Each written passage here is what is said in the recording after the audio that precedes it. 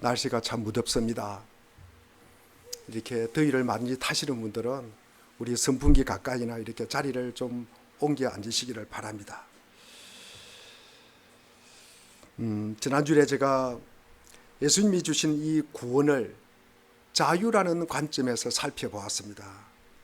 예수님은 우리의 모든 율법의 정죄, 그 얽매임으로부터 자유케 하시고, 그리고 육신의 욕망, 그리고 사망의 권세로부터 자유하게 하셨다. 다시는 종의 멍에를 매지 말라고 말씀하셨습니다. 그런데 사도 바울은 이 자유를 주었는데 그 자유를 너희들이 상실하기 쉽다는 거죠. 너희들이 까딱 잘못하다가는 너희들이 자유를 갖다가 잘못 오해하고 자유를 잃어버리기 쉽다는 말씀입니다. 그래서 어떤 이는 자유를 얻고도 다시 종이 되는 게 좋대요. 그래서 다시 종으로 돌아간대요. 또 어떤 이들은 너희들에게 자유를 줬는데 이게 방종으로 넘어가는 거예요. 자기 마음대로 살아가는 거예요. 자기 마음대로. 그러면서 하나님 앞에 또 그리고 또 어떤 이들은 무엇인가 가치 있는 것을 갖다가 하게 하는데 그 가치 있는 것을 하게 함을 갖다가 궁극적으로 끝까지 최종적으로 그것을 갖다가 해야 된다고 생각하는 거예요. 그게 매여 있는 거예요. 그러니까 우리의 자유가 뺏어간다는 거죠. 여러분, 우리가 성경에 보면은 우리에게 일하라고 하였습니다. 여러분, 열심히 일해야 됩니다. 일하지 않는 사람은 먹지도 말라고 하였습니다. 그래서 일에 꽂혔어요. 그래서 죽어라 사나 일만 하는 거예요. 일만. 그러면 되겠습니까? 안 되겠습니까? 여러분, 부모 공경하라. 부모를 공경해야 됩니다. 성경에 나와 있는 지당한 말씀입니다. 그런데 부모 공경이라 치고 자기는 아무것도 안 하고 부모 앞에 붙어가지고 부모 수발 들고 부모에게 그것이 옳은 거예요? 그렇지 않다는 거예요. 물론 성경에서 가치가 있고 좋은 일임에도 불구하고 그거에만 집중하고 그것만을 안다는 것은 여러분, 그런 우리가 율법주의로 간다는 말씀이에요. 우리가 율법은 선한 거예요. 율법은 좋은 것입니다. 그러나 율법에 매몰되는 것은 그를 율법주의다. 그것을 갖다가 조심하라는 말씀입니다. 그래서 바울은 참다운 성도의 자유란, 우리 갈라디아서 지난주일에 봤던 그 13절과 15절에 보니까 육체의 기회로 사용하는 것을 절제하여라. 절제하고, 그리고 이웃을 사랑하여라. 그리고 사랑으로 봉사하여라. 사랑으로 종노릇하여라 라고 하고, 그리고 하나님의 율법에 우리가 스스로 복종하면서 살아가는 모습을 보여라 라고 말씀을 하였습니다. 우리가 성도의 자유, 그러면 우리가 가장 조심해야 될 것, 우리가 어떻게 하면 성도의 자유를 갖다가 조심하면서 이루어갈 수 있을까? 우리 오늘 본문 16절 전반절에 보면 여러분은 성령님께 이끌려 살아가십시오. 오직 성령님만이 우리를 자유로운 상태에 머물게 할 수 있습니다. 바울은 성령님의 능력이 우리가 살아가는 방식을 지배한다면은, 지난주에 제가 두 가지를 말씀드린 이 성령의 열매를 맺지 못하는 이 율법주의와 이 방종으로부터 우리가 피할 수 있고 그것을 해결할 수 있다는 것입니다. 만약 우리가 율법과 육체에 지배되지 않으면은 우리가 성령을 따라 행할 수 있다는 거예요. 우리가 성령이 인도하시는 바대로 우리가 행하고, 그리고 성령으로 살면 또한 성령으로 행할지니라고 하였습니다. 이것이 성도가 살아가는 삶의 가장 중요한 핵심이에요, 여러분. 우리가 믿음 안에 살아가고 그리스도 안에서 살아가는 사람이 뜻하고 살아가는 바입니다. 그래서 우리가 16절 말씀을 우리가 한번 같이 읽어보겠습니다. 16절입니다. 시작. 내가 또 말합니다. 여러분은 성령께서 인도하여 주시는 대로 살아가십시오. 그러면 육체의 욕망을 채우려 하지 않을 것입니다. 우리가 성령을 따라 행할 때 우리가 육체의 욕망에서 우리가 거기에 지배되지 않고 거기에 굴복하지 않고 우리가 살아갈 수 있다는 말씀입니다. 우리가 성령의 인도하심이 없으면은 여러분, 거의 많은 사람들이 육체가 이끄는 대로 우리가 살아갈 수밖에 없다는 것입니다. 우리 18절 말씀을 우리 한번 읽어보겠습니다. 18절입니다. 시작. 그런데 여러분이 성령의 인도하심을 따라 살아가면 율법 아래에 있는 것이 아닙니다. 그렇죠.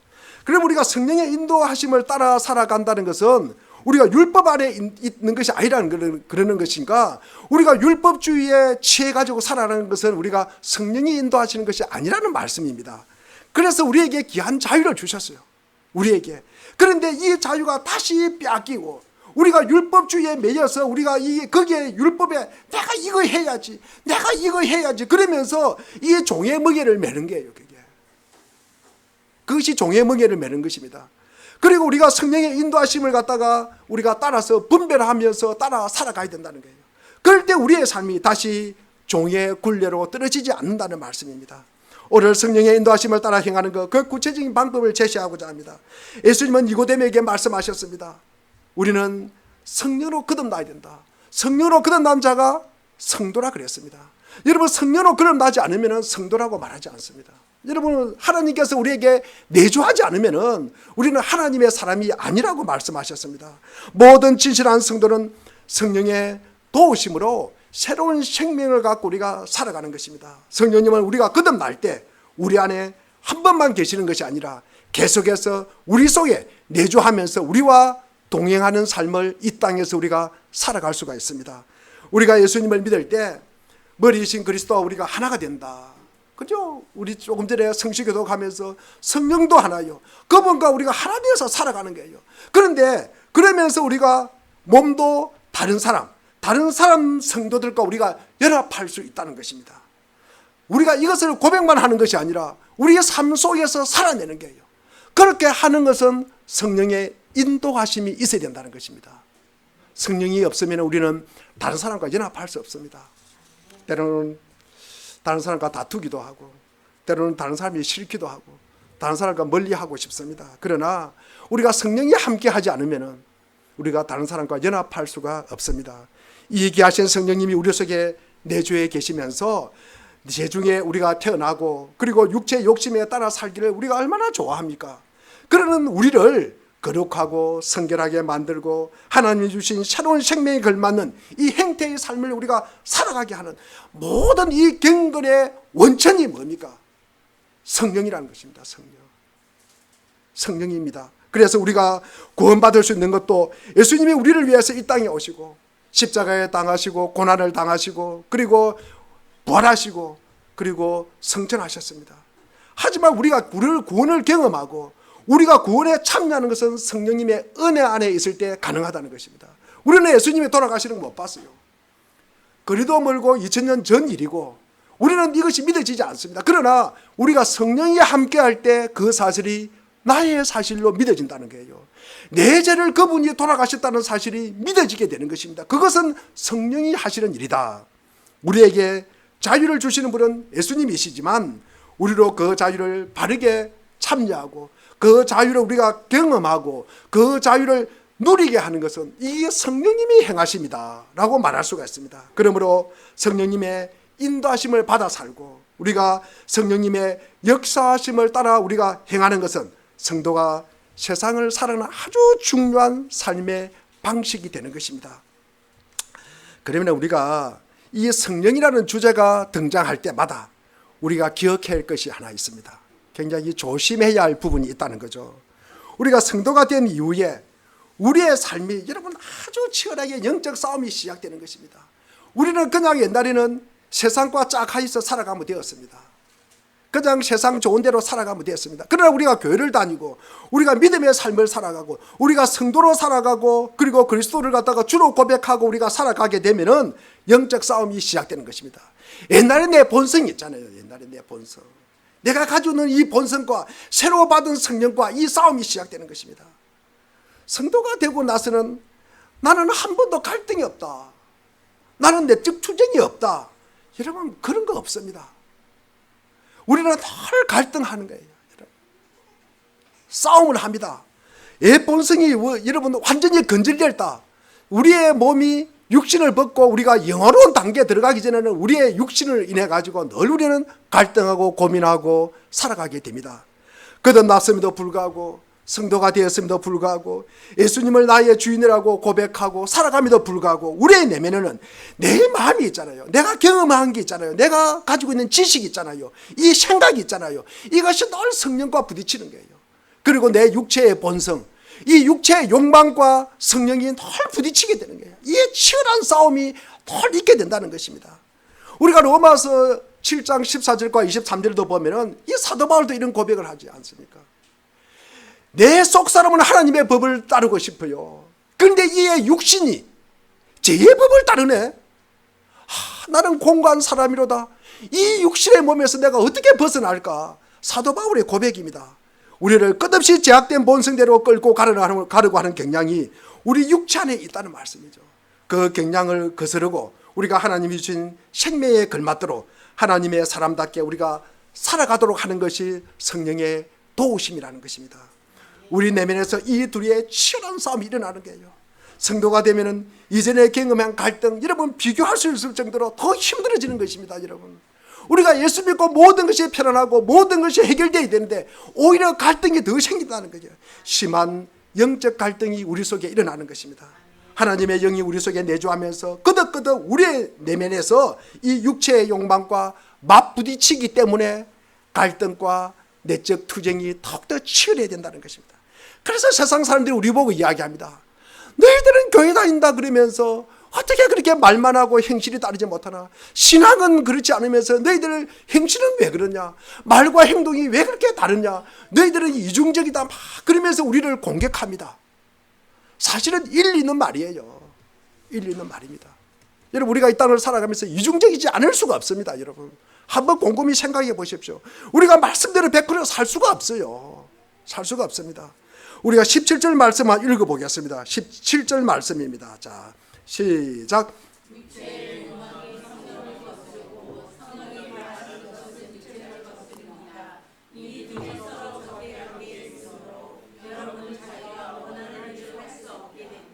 하나님은 성도인 우리가 하나님의 영을 따라서 행하고 성도의 인도를 받아서 선택하고 살아가기를 원합니다.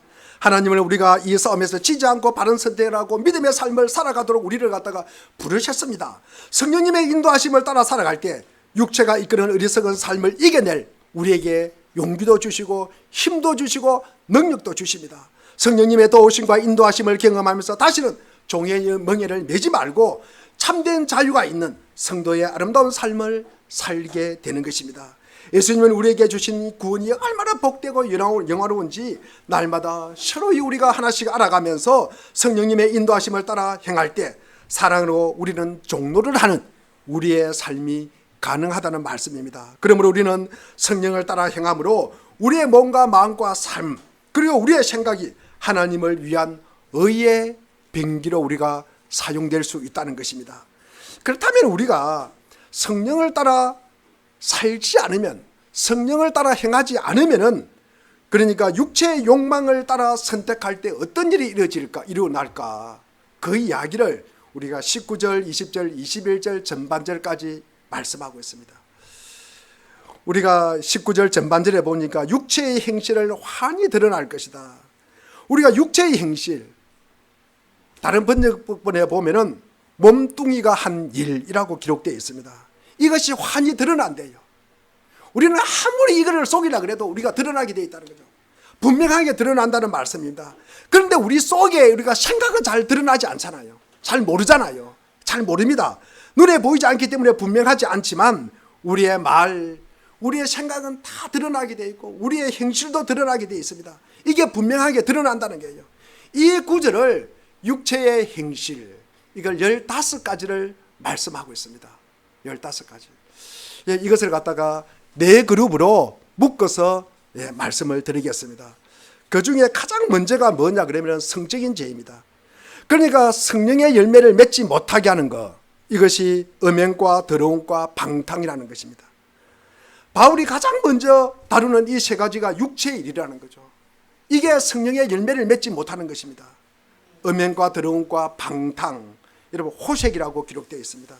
우리가 성령을 따라 행하지 못하는 것은 처음 성적인 항목인데 그 중에서도 특별히 음행이라고 기록되어 있습니다. 헬라어로 프로네이아라고 되어 있습니다. 우리가 잘 아는 포르노가 원어입니다. 그러니까 모든 종류의 불법적 성행위를 가리키는 단어입니다. 여러분, 결혼 외적인 성적인 관계를 이야기합니다. 금지된 성관계입니다. 음란물과 같은 매체를 통한 성적 욕구 충족입니다. 부부가 아닌데 성적으로 서로를 탐닉하는 것은 성경에 절대로 지지하지 않습니다. 우리가 살아가는 이 시대에 많은 아픔과 문제가 있지만 그 중에서 제일 큰 문제는 성경의 정신을 갖다가 아주 가볍게 치부한다는 거죠. 아무것도 아닌 것처럼 이렇게 여긴다는 말씀입니다. 그런 문화로 가고 있습니다. 가정에서 가장 핵심적인 것은 부부관계입니다. 여러분, 부부관계가 있어야 여러분 가정이 있는 거 아닙니까? 이게 너무 쉽게 무너지고 있다는 것입니다.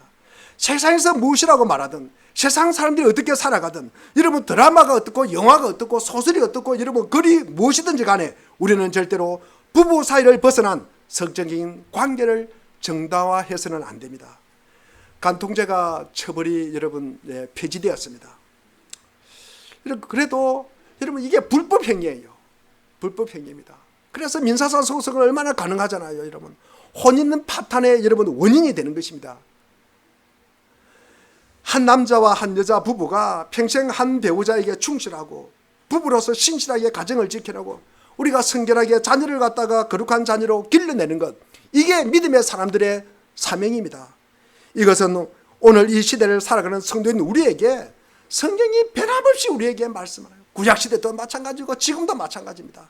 우리에게 변함없이 가르치고 기대하는 중요한 교훈 중에 하나입니다. 마지막 종말에 심판받을 대상은 세상이 아니라 각 개인입니다. 우리는 하나님의 말씀을 기준으로 판단하고 심판대 앞에 섭니다. 그때 하나님 앞에서 세상 사람들이 다 그랬다, 여러분 다른 교회 다니는 사람이 그랬다, 여러분 그것은 말이 안 되는 겁니다. 아무런 도움이 안 됩니다. 여러분 세상의 드라마가 어땠다, 영화가 어땠다, 글이 어땠다, 어떻게 뭐 그런 말, 여러분 그것으로 합리화 절대로 시킬 수가 없습니다. 재판하시는 분은 하나님이십니다. 하나님이 하신 말씀을 근거로 심판한다는 사실입니다. 이 사실을 우리가 한시도 잊어서는 안 됩니다. 하나님이 주신 가정 지켜야 합니다. 서로가 책임있게 대하여야 합니다. 우리가 가정을 신실하게 지키는 것은 중요한 영적인 싸움입니다. 이 시대는 여러분 간음을 권하는 사회에 살고 있습니다. 그러나 우리는 간음을 절대로 동의하면 안 됩니다. 한 아내와 한 남편이 신실한 관계 안에서 살아야 합니다. 한 남자와 한 여자가 만나서 평생 서로를 사랑하는 것이 무엇인지 배우고 그렇게 사랑하도록 하나님이 주신 귀한 가정을 세상의 논리로 깨버려서는 절대로 안 됩니다. 이것이 육체의 욕망 중에 우리에게 성령의 열매를 맺지 못하는 첫 번째 항목입니다. 두 번째는 더러운 것입니다. 이것은 더러운 것은 음행보다도 훨씬 더 넓은 개념입니다. 성적인 문제에 대해서 무감각하다는 거죠. 이게 기준이 아주 낮다는 말씀입니다. 여러분 노골적으로 사람들에게 불쾌감을 주는 거예요. 여러분 이것은 성생활 잘못뿐만 아니라 다양한 행태의 도덕적 악을 갖다가 표현하는 것입니다. 세 번째는 멋대로 놀아나는 방탕입니다. 여러분 그 도가 너무 극심해가지고 과도한 성적 탐닉에 빠져 있는 거예요. 그러니까 누구의 눈도 부끄러워하지 않습니다. 배우자의 눈도 전혀 부끄러워하지 않습니다. 너도 그렇게 살아라고 말하면서 여러분, 자기는 그렇게 하고 다니는 거예요. 그러면서 자기의 삶을 내주는 것입니다. 우리 사랑하는 교회 여러분, 시대가 어떻게 흘러가든지 여러분 가정은 하나님이 주신 정말로 귀한 선물인 줄 알아야 합니다. 아내와 남편을 향해서 서로 신실해야 하고 그리고 거룩한 자녀들 길러내면서 지켜야 합니다. 이 일을 우리가 성도가 부름받은 굉장히 중요한 일입니다. 혹이라도 이처럼 어리석은 일을 자행했다면 배우자는 그리고 상대의 배우자를 아프게 했다면 그리고 넘어뜨렸다면 정말로 마음을 실어서 어떤 핑계 탓도 하지 말고 사과하고 용서를 구해야 합니다. 마음을 다해서 바른 관계 회복이 일어나도록 해야 참된 성도답게 살아가는 것입니다. 기준이 너무 약해지는 시대에 우리가 살고 있습니다. 많은 사람이 그런 방식으로 하나님이 주신 귀한 선물인 가정을 깨고 있습니다. 그러나 우리 그리스도인들은 그렇게 살면 절대로 안 된다는 말씀이 성경에 기록되어 있습니다. 두 번째는 우상 숭배입니다. 우리가 주술, 마술이라고 기록되어 있습니다. 성령을 따라 우리가 열매 맺지 못하는 것은 미신의 행태라는 거죠. 미신의 행태는 뭡니까? 자기 중심이라는 것입니다. 자기 중심입니다. 세상은 여러분 살아계신 하나님께 바르게 예배하는데 전혀 관심이 없습니다. 그러니까 물론 하나님께 예배 안 드리죠. 세상은 언제든지 우상을 숭배할 준비가 되어 있고 내게 유익하다 그러면 어떤 일에도 길을 갖다가 쫑긋 세울 자세와 준비가 되어 있다는 것입니다. 왜 그렇습니까? 여러분 구약 성경에 선지자들이 이런 말씀을 합니다. 우상은 귀가 있어도 들을 수 있다 없다? 들을 수 없다. 눈이 있어도 본다 못 본다? 못 본다는 거예요. 여러분 입이 있어도 여러분 말을 갖다가 안 한다는 거예요. 우상은 그래요. 여러분 우상은 귀도 없고 눈도 없고 입도 없습니다. 아무것도 없습니다. 여러분, 자기가 원하는 삶을 갖다가 마음대로 살려고 하는 거예요. 그러니까 다른 사람의 말을 절대 안 듣습니다. 하나님 말씀 듣겠습니까? 안 듣습니다. 여러분, 탐심을 만족시키는 구조가 우상 숭배라는 거죠. 그래서 우상 숭배는 자기 중심성이라는 것입니다. 한편으로는 우리가 믿는 하나님은 어떤 분이십니까? 우리를 찾아오셔서 말씀하시는 분이 하나님이에요. 내가 싫어하는 말도 하시는 분이 하나님이라는 말씀이에요. 여러분, 세상은 그 하나님께 무관심합니다. 여러분, 세상은 우리를 향해 말씀하시는 분의 말씀을 무시하고 살아간다는 거죠. 그런데 우상은 언제든지 여러분 환영한다는 말씀입니다. 육체의 일은 우상을 섬기는 일이다. 그러면서 마음껏 자기를 정당화시키고 탐욕을 추구하면서 살아가는 것이 우상 숭배입니다. 자신을 높이고 자신을 좋아하고 자신을 자랑하고 자신이 제일로 행복한 권리를 가진 자라고 말하면서 그런 생각을 갖고 살아가는 사람들입니다. 그러니까 자기가 중심이라고 그러죠. 자기 중심입니다. 그래서 세상은 하나님을 어떻게 섬기는지에 대해서는 전혀 관심이 없고 오직 자기가 잘 되는 것에만 관심을 갖는다는 거죠. 그러니까 우상을 이용해서 내가 잘 되는 게요. 내가 유익이 되고 내가 돈 많이 벌고 내가 뭐 하고, 그래서 수단 방법을 가리지 않는 것이 우상 숭배를 하는 것입니다. 이처럼 세상은 점점 어리석어 갑니다. 정말로 중요한 이야기를 못하게 합니다. 안 해도 되는 이야기는 여러분 온갖 매체를 통해서, 인터넷을 통해서 여러분 그것이 전파되고 있잖아요. 여러분, 세상이 얼마나 많이 어그러졌는지, 육체의 욕망이 진리로부터 사람들을 얼마나 멀리하게 만드는지를 우리는 거듭거듭 보게 됩니다. 세 번째로 드릴 말씀은 관계의 깨어짐입니다. 우리가 성령을 맺지 못하는, 열매를 맺지 못하는 것 몇 가지라고 말씀을 드렸습니까? 15가지로 제가 말씀을 드렸죠. 15가지. 그 15가지 중에서 오늘 우리가 관계가 깨어지는 것이 8가지를 말씀하고 있습니다. 관계가 깨어지는 것. 반 이상이죠. 그러니까 중요한 것은 이런 음행이고 가장 많은 분량을 차지하는 것은 8가지예요. 여러분, 관계가 깨어지는 것. 성령이 없으면 관계가 깨어집니다. 여러분, 우리가 각자가 살아가면서 조금 전에 말씀드린 것처럼 우상 숭배하면서 내 유익을 살고 내 잘되는 거 살고 내 자랑하는 거 살고 그러면서 내 잘되고 살아가면은 여러분 누구와 관계를 맺을 수 있겠습니까? 관계를 맺을 수가 없습니다. 육체의 이런 15가지 중에서 8가지 여기에 해당된다는 말씀입니다. 원수 맺는 것, 다툼, 시기, 분냄, 당짓는 것, 분열하는 것, 파당하는 것, 질투하는 것, 여러분 다 관계가 깨어지는 부분입니다. 성령의 인도하심과 성령을 따라 행하지 않고 육체의 욕망을 따라 살아갈 때 제일 많이 일어나는 보편적인 현상이 관계가 깨어지는 거예요. 관계가 무너지는 것입니다. 우리가 인생을 살아가면서 우리 마음속에 마음에 드는 사람도 있고 때로는 들지 않는 사람도 있지 않겠습니까? 그리고 좀 가까이 하고 싶은 사람이 있고 멀리 하고 싶은 사람도 있을 것입니다.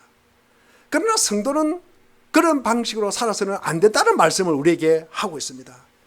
주님이 주신 마음을 갖다가 따라 우리가 사랑하고 때로는 용서하고 때로는 배려하고 때로는 기다려주고 때로는 믿어주고 때로는 받아주고 때로는 같이 가는 것입니다. 우리는 절대로 사람을 포기하면 안 됩니다. 건강한 관계 안에서 그들을 정직하게 만나려고 우리는 몸부림쳐야 합니다. 육체의 일, 관계적인 일을 설명할 때 8가지다. 우리가 사람을 갖다가 파괴지로 대하는 자세, 그런 태도가 여러분 4가지를 말씀하고 있습니다. 원수 맺는 것, 다툼, 이게 사람을 갖다가 여러분 아주 여러분 관계가 깨지는 파괴적인 자세로 대하는 것입니다. 그리고 시기하고 분내는 것. 그러면서 그렇게 하면서 살아가면 그 결과가 어떻게 될까? 4가지를 또 말씀하고 있습니다. 당짓는 것, 그 다음에 분열하는 것, 여러분 파당하는 것, 여러분 질투하는 것, 이 4가지를 또 말씀하고 있습니다. 우리가 관계가 어려지고 관계가 무너지는 항목이 길고 많다는 것을 특별히 우리가 주목해야 됩니다. 육체의 욕망을 따라 살아가면은 얼마나 많은 사람이 상처받고 여러분 다치게 됩니까? 여러분 제일 먼저 원수 맺는 거예요. 원수 맺는 것은 다른 사람과 해결되지 않는 갈등이 있을 때 그것을 강한 적대심으로 바꾸는 경향입니다. 우리가 세상을 살아가면서 때때로 우리의 관계, 우리의 문제가 내가 원하는 방식으로 해결되지 않을 때가 있어요. 내가 원하는 방식대로 해결되지 않을 때가 있습니다. 그럴 때 우리는 그들을 미워하고 적대감을 갖게 됩니다. 싫어합니다. 이런 사람들의 보편적인 표현이 무엇입니까? 자기가 싫어하는 A가 있어요. 그러면은 어디 가서 그럽니다. 모든 사람이 그 A를 싫어한대요. 자기가 확인해 봤어요? 그렇지 않습니다. 모든 사람이 그 사람을 싫어한대요. 모든 사람을 싫어한대요. 그러면서 자신을 정당화시켜 갑니다. 여러분, 육체의 욕심이라고 생각하지 않고 자기 안에 처리되지 않는 감정이 있잖아요. 자기가 처리해야 될 감정이 있잖아요. 그런데 그 감정을 처리하지 않고 적대심으로 바꾸는 것, 이게 여러분 원수 맺는 것입니다. 주님은 우리에게 원수를 사랑하라고 하였습니다. 원수를 용서하라고 하였습니다. 원수를 위해서 기도하라고 하였습니다. 여러분, 사람이 얼마나 복합적이고 다양합니까? 여러분, 아주 복잡한 관계 속에서 우리는 살아가고 있습니다. 관계를 맺고 살아갑니다. 절대로 우리가 성급한 결론을 내려서는 안 된다는 말씀이에요. 저 사람은 저렇게 하는 거 보니까 싫어하는 것보다, 저 사람은 미워하는 것보다, 여러분, 성급하게 결론 내려서는 안 됩니다. 우리가 오래 참고 생각을 해보고 우리가 견뎌내면서 대하라고 우리에게 가르치고 있는 말입니다. 그런데 우리는 상대와 소통이 안 되면은 적개심으로 너무 쉽게 우리가 바꿉니다. 상대를 탓합니다. 자신을 정당화시킵니다. 끝없이 싸우고 분열합니다. 우리 속에 육체에 따르는 이 원수 맺음이 있게 보니까 끝없는 관계를 갖다가 어그러뜨리게 하는 것입니다. 이런 일을 부르는 기본적인 자세가 시기와 질투예요, 여러분. 여러분, 투기입니다. 분열입니다. 시샘입니다. 여러분, 분열, 시샘, 이 다른 사람이 나보다 잘 되는 걸 싫어하는 게잖아요, 여러분. 우리가 지난번에 성경 암송대를 했습니다. 몇 장 하였습니까? 빌립보서 2장을 하였습니다. 빌립보서 2장을 하였죠. 빌립보서 2장 3절에 보면은 3절에 없습니까? 여하튼 빌립보서 2장 3절에 보니 오직 한번 다시 되새기길 바랍니다. 오직 겸손한 마음으로 각각 자기보다 남을 높게 여기다. 여러분, 이게 믿음의 사람들의 모습이잖아요. 이게 성령의 열매 맺는 사람들의 모습이잖아요, 여러분. 그리고 로마서 우리가 12장 15절에 보면은 다른 사람이 잘 될 때 함께 우리가 즐거워하고 기뻐하는 거예요, 여러분. 다른 사람이 좀 잘 안 돼요. 그때 함께 울어주는 거예요. 함께 손잡아 주는 것입니다, 여러분. 그런데 우리의 이 육체의 욕망이 어떤 경향이 있냐 그러면은 남들이 안 되면 우리가 뭐라고 이야기합니까? 그럴 줄 알았다는 거죠. 그럴 줄 알던, 여러분. 그렇게 말하고 싶은 경향을 가진다는 거. 다 그런 이야기를 하는 것이 아니라 그런 경향이 있다는 말씀입니다. 한편 남들이 잘 될 때 시기하면서 내가 잘 돼야 하는데 왜 저 사람이 잘 될까? 이게 이해가 안 되는 거예요. 저 사람은 분명히 떨어지고 못되고 실패해야 되는데 잘 돼요. 그게 자기가 이해가 안 됩니다. 그럼 누가 고쳐야 됩니까? 누가 잘못된 생각을 가지고 있습니까? 여러분, 우리가 시심, 우리가 투기하는 것은 다른 사람의 성취를 내 것으로 삼고 싶은 욕망이잖아요. 박수 받는 것은 내 탓이고 비난받는 것은 누구 탓? 남 탓으로 돌리는 거죠. 세상은 분열과 시샘 굉장히 정당화합니다. 이런 사람을 머리가 좋다고 그래요, 여러분. 성경은 그런 것을 죄 없다라고 말하지 않겠다고 말씀하고 있습니다. 우리가 성령을 따라 살면서 이 같은 일들을 우리가 절대로 반복해서는 안 된다는 말씀입니다. 이처럼 우리 속에 있는 관계를 깨뜨리고 어리석은 경향이 결국 어떻게 결과를 낳습니까? 당을 짓는 게예요, 여러분. 혼자 있으면 딸돌림 당하잖아요. 그러니까 끝없이 자기 의견을 붙잡도록 사람들을 모아서 편을 가르고 편을 만듭니다. 성경이 싫어하는 죄 중에 하나가 파당 짓는 것입니다. 우리가 에베소서 4장 3절 우리가 보면은 우리 4장 3절 말씀을 보면은 성경이 하나 되게 하신 것을 힘써 지키라고 말하고 있습니다.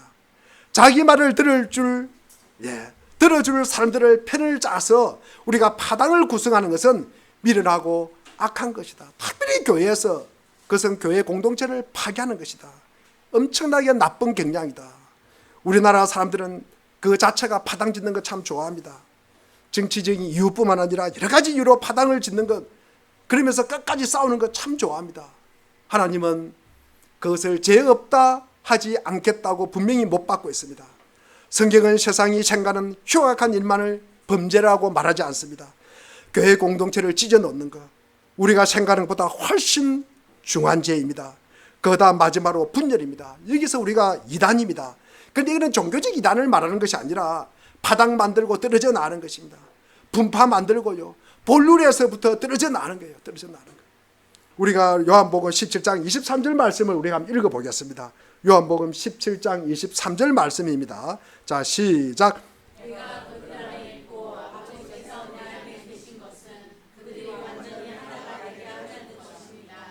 그것은 또 아버지께서 나를 보내셨다는 것과